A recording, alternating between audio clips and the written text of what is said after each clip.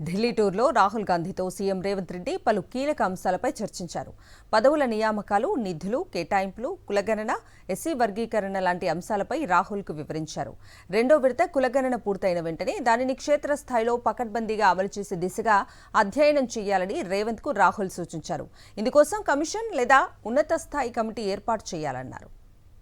తెలంగాణలో కుల గణన నిర్వహించిన తీరు, అసెంబ్లీ ఆమోదం, చట్టబద్ధత కల్పించే దిశగా ప్రణాళికలు, బహిరంగ సభ తదితర అంశాలను ఢిల్లీ టూర్లో రాహుల్ గాంధీకి వివరించారు సీఎం రేవంత్ రెడ్డి. ఖచ్చితత్వంతో పూర్తి పారదర్శకంగా కుల గణన నిర్వహించామని, బీసీల జనాభా గతం కన్నా 6% పెరిగిందని తెలిపారు. 42% బీసీ రిజర్వేషన్లపై అసెంబ్లీలో తీర్మానం చేసి పార్లమెంట్ ఆమోదానికి పంపిస్తామని, త్వరగా ఆమోదించేలా బీజేపీపై ఒత్తిడి తెచ్చే కార్యక్రమాలు చేపడతామని తెలిపారు.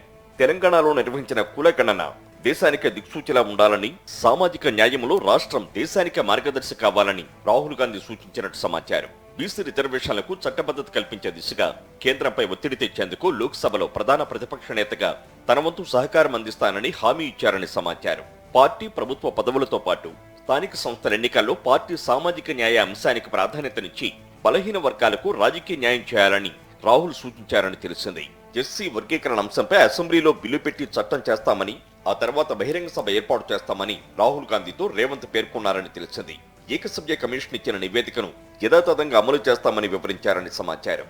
ఇక కులగణన డిమాండ్తో దేశవ్యాప్తంగా ఉద్యమం చేయాలని, ఇందుకోసం ఇండియా కూటమి పక్షాలను కలుపుకొని పోవాలని ఈ భేటీలో నిర్ణయించారని తెలిసింది. ఇండియా కూటమి ఎంపీల ఆధ్వర్యంలో పార్లమెంటులో ఆందోళన చేపట్టాలని తీర్మానించారని సమాచారం.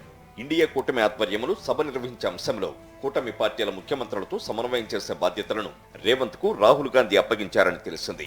ఇటీవల ఎమ్మెల్యేల ప్రత్యేక భేటీ, సీఎల్పీ సమావేశంలో వెలువడిన అభిప్రాయాలు, ప్రతిపక్షాల విమర్శల వంటి అంశాలపైన ఈ భేటీలో ప్రస్తావనకొచ్చినట్టు సమాచారం.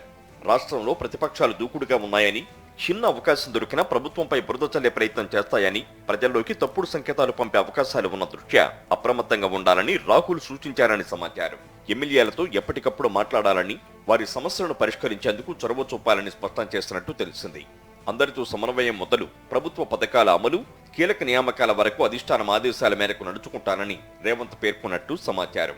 అలాగే విద్య, వైద్య, ఉపాధి రంగాలతో పాటు వివిధ పదవుల నియామకాలు, నిధులు, కేటాయింపులు సహా విధానపరమైన నిర్ణయాలన్నీ కులగణన ఆధారంగా ఉండేలా భవిష్యత్తు ప్రణాళికలు రూపొందించాలనే అభిప్రాయానికి వచ్చారని సమాచారం.